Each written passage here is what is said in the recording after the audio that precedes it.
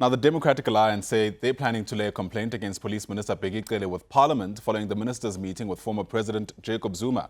Now, Cele, who's also an ANC NEC member, was in Nkandla this past week, supposedly to speak to Zuma about the developments involving the former president at the State Capture Commission of Inquiry.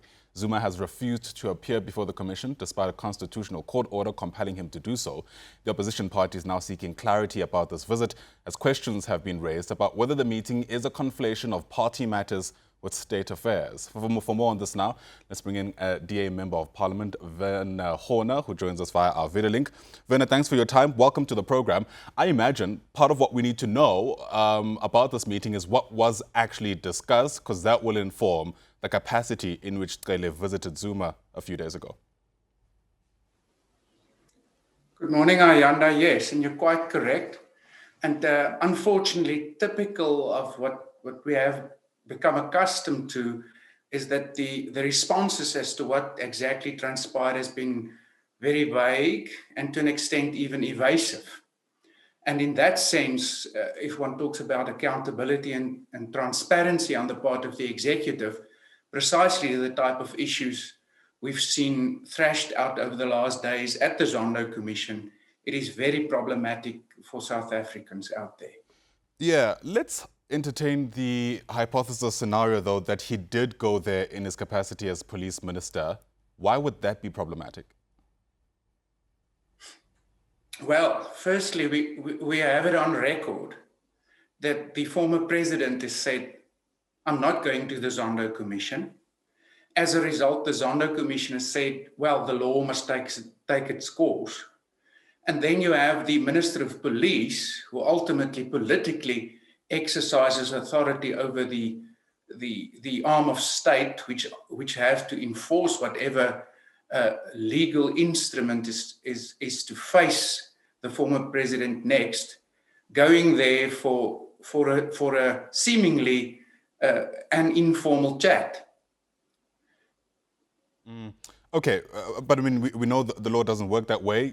Even if the chat seemingly is informal, one wonders what the minister can actually do if Zondo himself said the issue must go back to the Constitutional Court and the process thereafter must unfold. But let me ask you this. I mean, the perception we're getting from the DA is to now approach the Ethics Committee, and the clause that's been cited here is Section 4 of Parliament's Code of Conduct. Now, my understanding is that that clause speaks to issues of public trust and respect, which are quite elusive ideas, let's be honest, because people are viewing this meeting differently.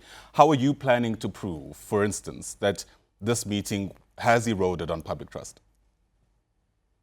Well, we say that the context to what is transpiring now is given by what has been placed on record over the last days at the Zondo Commission, and specifically dealing with Parliament's failure during the so-called state capture years to hold to account the executive.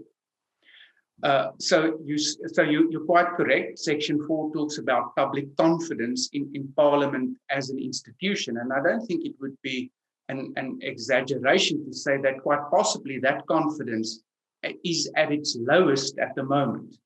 So then to have a Minister of Police who go to a former president who is subverting at least the constitution of the country through his actions, and then go on public record to say, no, we didn't drink tea, we drank water.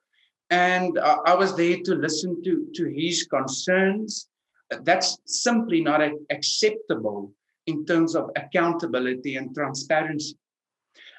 So the minister, and as a matter of fact, that's what our chief whip in the press statement at the time specifically said, has at least a constitutional duty to clarify what he went there to do and what was said. It is not a time for silent diplomacy. It has never worked. It is now a time for transparency on the part of the executive, specifically in a time where, well, we don't have a constitutional crisis, but we have a former president who could quite possibly, going forward, drag the country into a constitutional crisis. Werner is a DA Member of Parliament. Werner, thanks very much indeed for your time.